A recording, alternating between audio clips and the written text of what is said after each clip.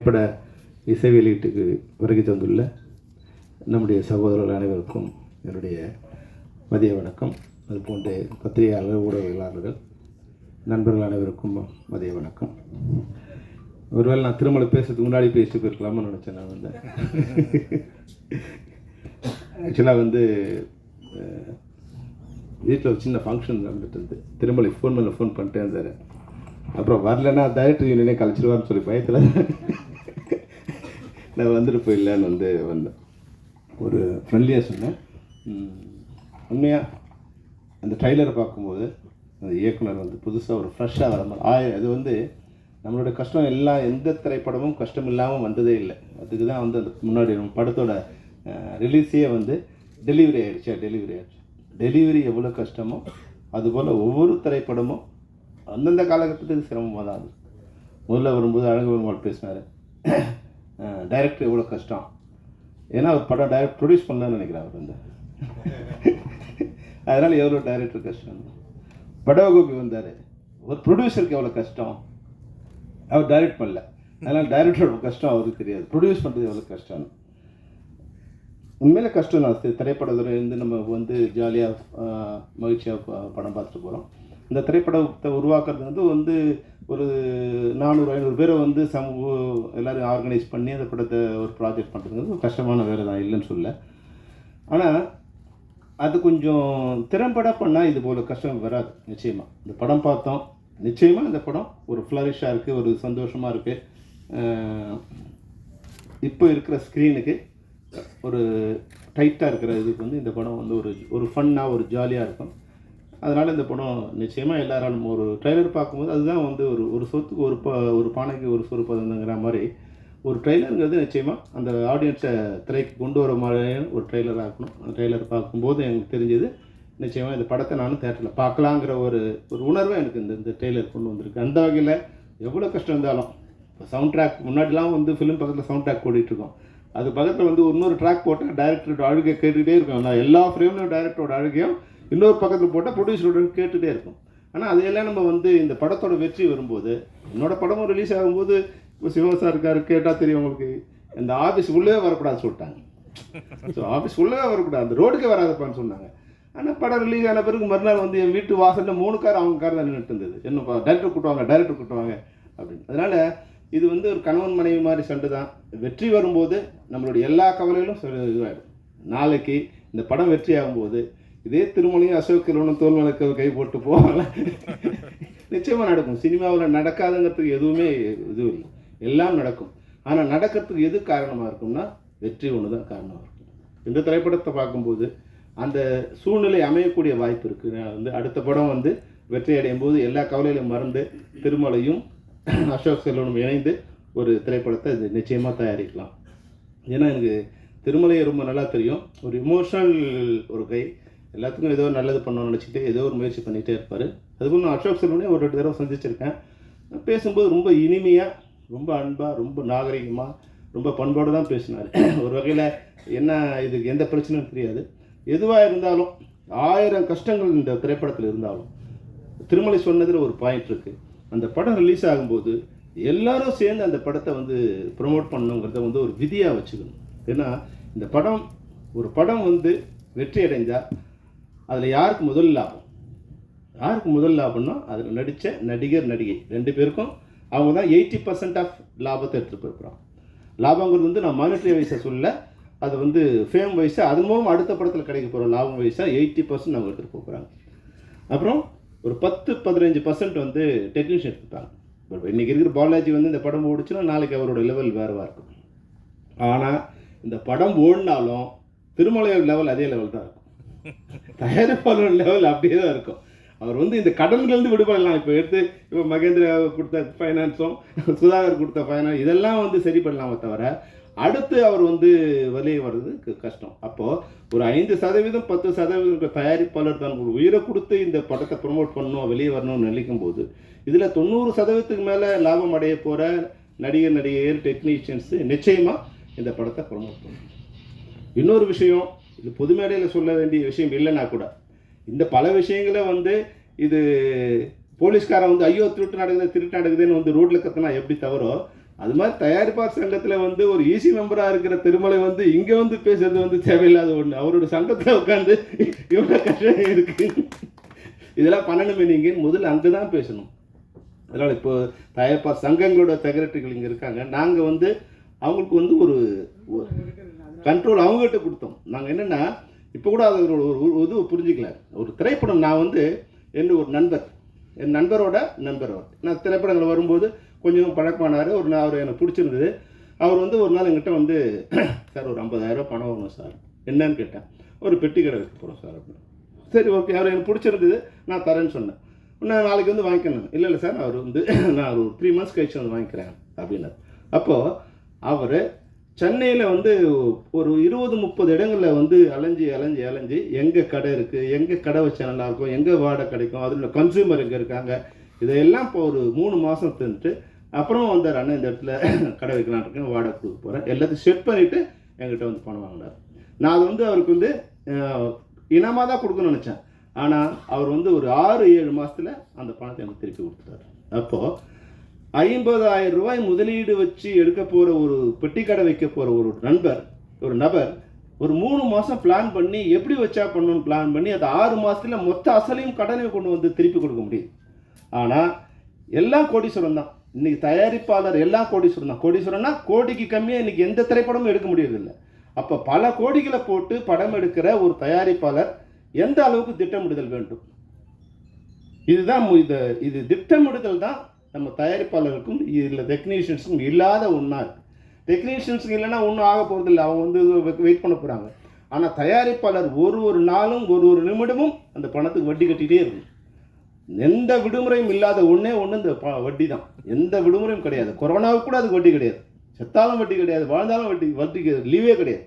அப்போ அவங்க வந்து இதை பிளான் பண்ணிடணும். அப்போ நாங்கள் தயாரிப்பாளர் சங்கத்துக்கு ஒரு வேண்டுகோள், ஒரு வழிமுறை சொன்னோம். ஐயா, உங்கள்கிட்ட தயாரிப்பாளர் வராங்களா, எல்லாத்தையும் செக் பண்ணி யார் ஆர்டிஸ்ட்டு, யார் டைரக்டரு, எப்போ ஷெட்யூல் போகிறாங்க, ஷெட்யூல் டேட் வாங்கிட்டாங்களா, டைரக்டர் டேட் இருக்கா, ஆர்டிஸ்ட் டேட் இருக்கா, டெக்னீஷியன் டேட்ஸ் இருக்கா, இதெல்லாம் கன்ஃபார்மாக எல்லா அக்ரிமெண்ட்டை வாங்கிங்க. ஏன்னா முன்னாடி திரைப்படங்களோட இது வந்து லட்சங்கள் இருந்தது, ஆயிரங்கள் இருந்தது. இன்றைக்கி கோடிகள் இருக்கும்போது நாணயம் வந்து கம்மியாயிடுச்சு. முன்னாடி ஒருத்தர் கூட பணம் வாங்கினா எஸ் நான் வாங்கினேன் சார் அப்படின்னு தான் சொல்லுவாங்க. எல்லாமே எழுத்தில் தான், எழுதலாமல் எழுத்தில் இருக்காது, வாயில் தான் இருக்கும். ஆனால் ஒரே ஒருத்தர் கூட நான் பணம் வாங்கினேன்னு சொன்னதே இல்லை. நான் திரைப்படங்களில் டைரக்டர் இருக்கிற வரைக்கும், தயாரிப்பாளர் இருக்க வரைக்கும். ஆனால் இப்போ வந்து எல்லாமே கோடிகள் ஆயிடுச்சு. நோன்னு சொன்னால் பல கோடிகள் நம்ம சேவ் ஆகலாம். அப்போது அக்ரிமெண்ட் வந்து ரொம்ப மஸ்ட்டு சார் அப்படின்னு சொல்லி நீங்கள் ஒரு தடவை ஒப்பந்தம், எல்லாருக்கும் உண்டான எழுத்துப்பூர்வமான ஒப்பந்தம், இதெல்லாம் சரி பண்ணிவிட்டு நீங்கள் இந்த படம் எல்லாம் சரியாக இருக்குது, நீங்கள் இதை வந்து படப்பிடிப்பு போகலாம் அப்படின்னு நீங்கள் ஒரு அனுமதி கொடுத்த பிறகு நாங்கள் படங்களுக்கு போகிறோம். ஏன்னா நாங்கள் ஒரு கண்ட்ரோலாக வச்சுருக்கோம். திரைப்பட தொழிலாளர்கள் சம்மேளனங்கிறது ஒரு கண்ட்ரோல் ஒரு அமைப்பாக இருக்குது. எந்த ஒரு உறுப்பினரையும் எங்களால் அழைச்சி அவங்க கூட உட்காந்து டிஸ்கஸ் பண்ண முடியும், அவங்க தவறு செய்து அவங்க நடவடிக்கை எடுக்க முடியும். அது மாதிரி ஒரு அனுமதியை ஒரு வழியை அவங்களுக்கு கொடுத்தோம். அவங்க கடிதம் அனுப்புகிறாங்க. இப்போ வந்து சிவா அனுப்புகிறாரு, ராதாகிருஷ்ணன் அனுப்புகிறாரு.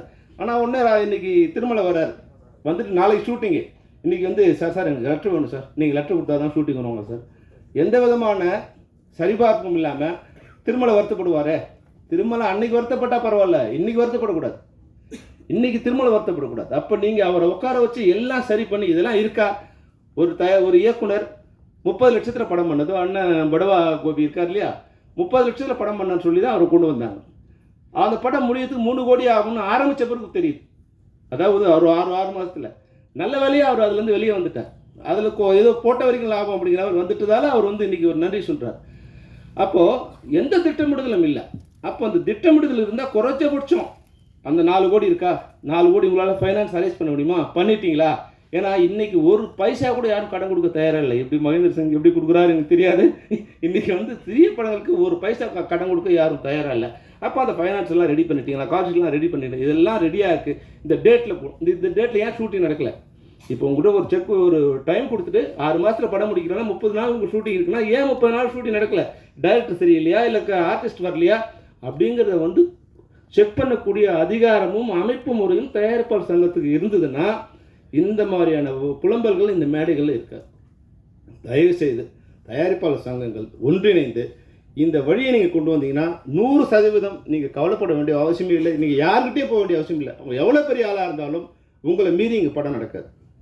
இந்த உத்தரவாதத்தை நான் அந்த மேடையிலும் கொடுக்குறேன், அங்கேயும் கொடுப்பேன், எப்பவும் கொடுப்பேன். ஆனால் நீங்கள் அவங்கள பகைச்சிக்கூடாதுன்னு நினைக்கிறீங்க. தயாரிப்பாளர்கிட்ட இதெல்லாம் கேட்டால் எப்படி? ஏன் ஒரு அமைப்பு நாங்கள் கேட்குறோம். நாங்கள் ஒரு டெக்னீஷியனோட ஷூட்டிங் என்ன எல்லாத்தையும் இன்றைக்கி 23 படத்தோட தங்கங்களோட ஷூட்டிங் எங்கெங்கிறது எனக்கு தெரியும். உட்காந்த இடத்துல என்னால் சொல்ல முடியும். இன்றைக்கி 60 ஷூட்டிங் நடக்குதுன்னா யார் யார் ஷூட்டிங்கில் இருக்காங்க, எங்கெங்கே ஷூட்டிங் நடக்குது என்னால் சொல்ல முடியும். அது கொஞ்சம் கஷ்டம்தான். அதை வந்து ஸ்கீம் பண்ணி ஃபார்ம் பண்ணி கொண்டு போய் சேர்த்துட்டோம். அதுபோல் உங்களுக்கு பணம் வாங்குகிற சம்பளம் வாங்குகிற எங்களாலேயே இதெல்லாம் சொல்ல முடியும்னா பணம் கொடுக்குற உங்களால் ஏன் அது சொல்ல முடியாது? உங்களால் ஏன் யுனைட்டாக இருக்க முடியாது? பணம் வாங்குகிற வந்து சிண்டிகேட் பண்ணும்போது பணம் கொடுக்குற நீங்கள் ஏன் சிண்டிகேட் பண்ண முடியாது?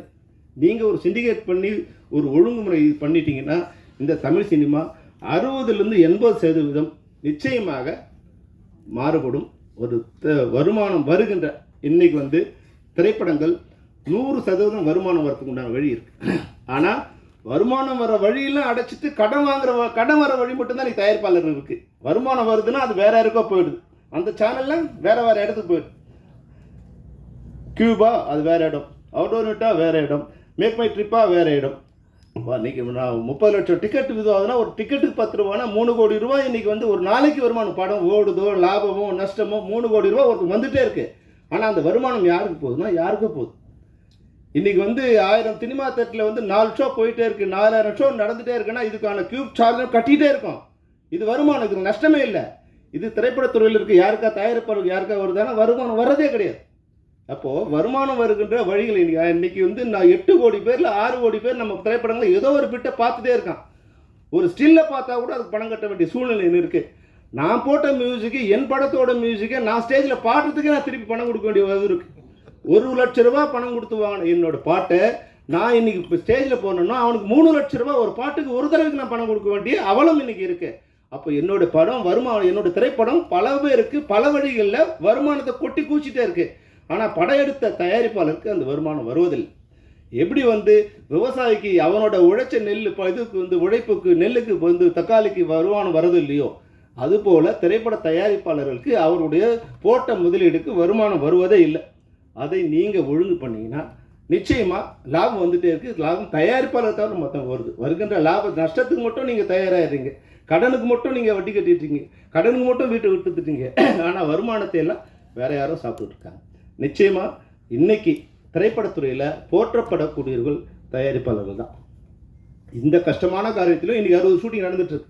யாரோ ஒருத்தன் திரைப்படத்தை நேசிக்கிறான், அவன் படம் எடுக்க வர்றான்.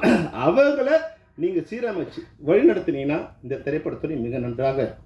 இந்த திரைப்படத்துறை இந்த திருமலை சொன்னதுக்காக சொல்கிறேன். நிச்சயமாக நீங்கள் ஒரு ரூல் போடலாம். இவங்க இன்றைக்கி இந்த படங்களில் இந்த ப்ரொமோஷன்ஸ், நான் இந்த படத்துக்காக சொல்லலை, ஏன்னா அது வருஷத்துக்கு நீங்கள் தப்பாக நினச்சக்கூடாது. அது என்ன ப்ராப்ளம் எனக்கு தெரியாது. எந்த திரைப்படமோ அந்த திரைப்படத்துக்கு உண்டான ஒத்துழைப்போ ப்ரொமோஷன்ஸுக்கோ வராதவர்கள் கூட நீங்கள் எங்கேயோ போய் படம் எடுத்துங்க, நாங்கள் உங்களை வச்சு படம் எடுக்க மாட்டேன்னு சொன்னீங்கன்னா யாரும் உங்களை அவங்க படமே நடக்காது. அவங்களாம் ரோட்டில் வர வேண்டியது தான். அது எவ்வளோ பெரிய ஆளாக இருந்தாலும் அந்த இது உங்கள்கிட்ட இருக்குது. ஆனால் என்ன இல்லைன்னா இதை இணைந்து சொல்லக்கூடிய பலம் உங்களுக்கு இல்லை. தனிப்பட்ட முறையில் நீங்கள் புலம்பிக்கலாமே தவிர இணைந்து தயாரிப்பாளர்கள் குரலாய் ஒரே குரலாய் ஒலித்தால் தமிழ் சினிமா உருப்படும். அதை நிச்சயமாக நீங்கள் எடுக்கின்ற அனைத்து முயற்சிகளுக்கும் தென்னிந்திய திரைப்பட சம்மேளனம் ஒத்துழைக்கும் என்பதை இந்த மேடையில் உறுதியாக சொல்லி, இந்த மேடை சிறிய தயாரிப்பாளர்களை வாழ வைக்கக்கூடிய மேடையாக இருக்கும். ஏன்னா சின்ன படங்கள் தான் நான்லாம் இன்றைக்கி 1 நிமிஷம் படம் எடுத்தோம். அது இப்ராஹிம் ரசான் காட்டும், சிவா காட்டும், விஜயகாந்த் சார் காட்டும். அந்த படங்கள் தான் அது மூலமாக தான் இன்றைக்கி நான் வரும். நான் செம்பருத்தி திரைப்படம் எடுக்கும்போது கூட 90 லட்சம் இன்வெஸ்ட் பண்ணால் எனக்கு வந்து 1.5 கோடி எனக்கு லாபம் வந்தது. லாபம்னா மொத்தமாக வந்து ஒரு 50-60 லட்சம் ப்ராஃபிட் வந்து. அப்போது எங்களோட பட்ஜெட்டுக்குள்ளே எங்களோட கைக்குள்ளேயே சினிமா இருந்தது. இன்றைக்கி நம்ம கைக்குள்ளே சினிமா இருக்கான்னா நீங்கள் தான் எனக்கு பதில் சொல்லணும். நம்ம கையில் சின்ன சினிமாவும் இல்லை, பெரிய சினிமாவும் இல்லை. இன்றைக்கி திடீர்னு வந்து நம்ம வந்து பலூன் ஊதுறோன்னா அது வந்து விரிவடைஞ்சோன்னா இதுதான் மொத்த உலகம் நினச்சிக்கிறோம். ஒரு தோல்விங்கிற ஒரு படம் மிகப்பெரிய படம் ஒரு 125 கோடி அவன் வந்து ஓடிடி வாங்குறான்.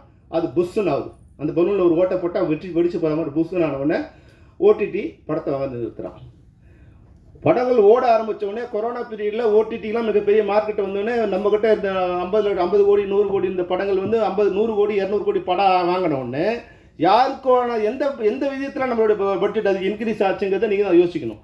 அப்போ 100 கோடி படம் 300 கோடிக்கு வியாபாரம் ஆகும்போது நீங்கள் 300 கோடி பண்ணீங்க. இப்போ ஓடிடி வாங்குறதில்ல, சேட்டலைட் வாங்குறதில்ல. அப்போ என்ன பண்ணணும்? ஓடிடிக்கு முன்னாடி என்ன ஸ்டேட்டஸ் இருக்கோ அந்த ஸ்டேட்டஸ் கொண்டு வரணும். அப்போ தான் வந்து திரைப்படங்களை உருவாக்க முடியும். அப்படி இருந்தால் தான் இன்றைக்கி திரைப்படங்களை நாங்கள் ஷூட்டிங்கே போக முடியும். இன்றைக்கி நீங்கள் என்ன வேணால் நினச்சிங்க, 6 மணிக்கு மேலே அந்த ப்ரொடியூசர்கிட்ட சம்பளம் வாங்கும்போது எவ்வளோ கஷ்டமாக இருக்குன்னா அவ்வளோ கஷ்டமாக இருக்கும். கண்ணீர் விட்டு தான் அந்த தயாரிப்பாளர்கிட்ட பணம் வாங்க முடியாது. அவங்களால கொடுக்க முடியல, எங்களால் வாங்க முடியல. இந்த சிரமமான ஏன்னா தயாரிப்பாளர் நல்லா இருந்தால் தான் தொழிலாளர் நல்லா இருக்க முடியும். அப்போ தயாரிப்பு துறை நல்லா இருந்தால் தான் இன்றைக்கி எல்லாருமே நல்லா இருக்க முடியும். அப்போ நான் பேசுவது தயாரிப்பாளர் நல்லா இருக்கணுமோ, இல்லை டெக்னீஷியன் நல்லா இருக்கணுமோ, ஆர்டிஸ்ட் நல்லா இருக்கணுங்கிற எந்த இதுவும் இல்லை. இந்த தமிழ் சினிமாங்கிற ஒரு வீடு அழகாக இருந்தால் இங்கே எல்லாரும் நடிகர்களும் இந்த வீட்டில் குடியிருக்கலாம், தயாரிப்பாளரும் இந்த வீட்டில் குடியிருக்கலாம், தொழில்நுட்ப கலைஞர்களும் தொழிலாளர்களும் வீட்டில் குடியிருக்கலாம். அந்த வீடே இடிஞ்சு போச்சுன்னா எல்லாரும் ரோடுக்கு வர வேண்டியது தான். அதனால் தயவுசெய்து நீங்கள் எடுக்கின்ற அனைத்து முயற்சிகளுக்கும் தென்னிந்திய சம்மேளனம் ஒத்துழைக்கும் என்று கூறி திருமலைக்கும் அதனுடைய டீம் அனைவருக்கும் என்னுடைய வாழ்த்து கூறி விடைபெறுகிறேன். வணக்கம்.